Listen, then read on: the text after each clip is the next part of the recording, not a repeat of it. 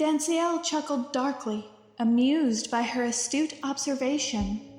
He replied with a hint of mockery. "Of course they will. We can't have our little adventurer running off and causing trouble now, can we?"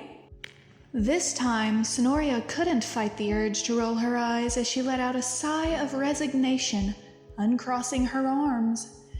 Better than being forced to interact with the naughty members. She knew about the Illuminati too. So not only did she hold this key that could grant Danciel incredible power, she also knew of the hidden corners of the world and their activities. He might have to keep a closer eye on her than he thought. Danciel's eyes narrowed at her mention of the naughty members, his interest piqued by her knowledge. As he observed her, it became clear that Sonoria knew far more than she let on. He took a step closer to her and spoke in a tone tinged with curiosity. "Oh? And just what do you know of the Illuminati?" Sonoria gave Danciel a cautious once-over before meeting his gaze with a hidden intensity. She chose her words carefully as she spoke in a measured tone. "I know more than I let on. As for the Triangle Eyes, I know they have a preference for the younger folks, and I happen to look like I could be a teenager. I know the unsavory things they would want to do to me, should they get the chance." This time, it was Danciel's turn to be taken off guard by Sonoria's words. Her subtle comment about the Illuminati and their preference for younger individuals sent a shiver down his spine. Did she know about the dark side of the Illuminati? Did she know just how depraved they could be? Of course, these groups being under his rule, Danciel would never allow them to touch her. Sonoria belonged to him. Her power would soon be his. He took another step closer, his gaze intense as he studied her. "A teenager, huh?" he mused. Her hand moves to her hip, and she gives him an unamused look, speaking in a blunt tone. "Yes, I appear much younger than I am. I'm 27, despite my girlish features." Danciel's eyes widened slightly in surprise before his smirk returned. He found himself amused by her bluntness, his expression showing a hint of mockery. 27, huh? And here I was thinking you were 17, 18, maybe 20 at most." Das passiert mir oft. I get that a lot." Sonoria shrugged casually before glancing down a hallway, her head tilting curiously. There was a strange, unfocused quality to her eyes, as if shielding herself from her own emotions. At the same time, she was clearly analyzing her surroundings, her doe eyes scanning the details of the castle with a curious look. "So, which room is mine?" Danciel studied her intently as she spoke, his expression tinged with something like curiosity and respect. Despite her apparent youth, there was something older in her demeanor. He motioned toward a nearby door, his eyes fixed on her every move. "That room over there, little adventurer. Make yourself comfortable. Dinner will be served in an hour." As Danciel walked away, leaving Sonoria to her own devices, he couldn't help pondering everything that he had discovered.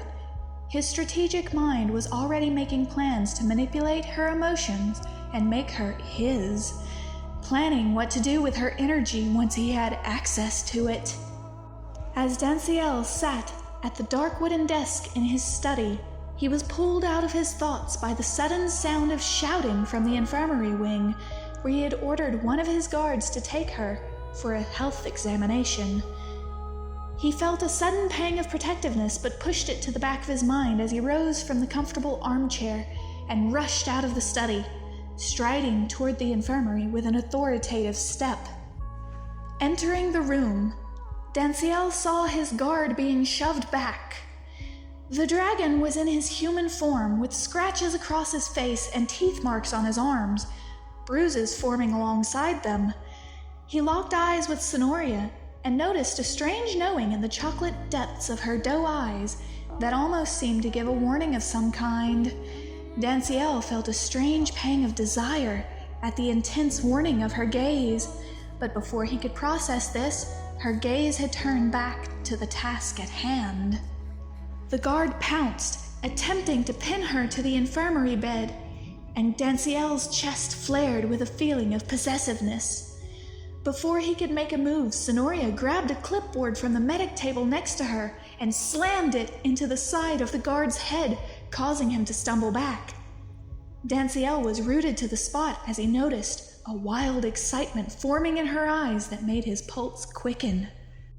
"You'll want to back off soon," Sonoria said, her tone playful, with the darker edge that sent a shiver through Danciel. "I'm holding back right now, but if you keep on, I'm going to go feral and have fun with this." "Ah, you little..." The guard stumbled back, rubbing his head with a mixture of anger and frustration. Without warning, the guard lunged, trying again to pin her to the bed. Sonoria's knee jerked up into the guard's groin, causing him to clutch his crotch with a groan of pain, his ego wounded. Sonoria let out a dark laugh as she hopped up and casually sauntered over to pick up a broom that was leaning against a cabinet in the infirmary. She spoke in a tone of mocking amusement as she twisted the head off of the broom, unscrewing it so she could use the staff. "I warned you, mon chéri.